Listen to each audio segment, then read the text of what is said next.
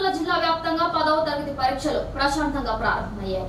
రాజన్న సిరిసిల్ల జిల్లాలో 10వ తరగతి పరీక్షలు సోమవారం ప్రశాంతంగా ప్రారంభమయ్యాయి. జిల్లాలో 35 పరీక్ష కేంద్రాలు ఏర్పాటు చేసినట్లు అధికారులు తెలిపారు. జిల్లా వ్యాప్తంగా 6486 మంది విద్యార్థులు పరీక్షలు రాస్తుండగా అందులో బాలురు 3087, బాలికలు 3399 పరీక్షలు రాస్తున్నారు. ప్రతి కేంద్రానికి ఒక చీఫ్ సూపరింటెండెంట్ చేస్తూ డిపార్ట్మెంట్ ఆఫీసర్స్ 35 మంది, రూట్ ఆఫీసర్స్ 8 మంది, ఫ్లైయింగ్ 2 స్క్వాడ్ టీంలు ఏర్పాటు చేసినట్లు విద్యాశాఖ అధికారులు తెలిపారు. ప్రతి సెంటర్ వద్ద 144 సెక్షన్ అమలు చేస్తున్నట్లు పోలీసు అధికారులు తెలిపారు.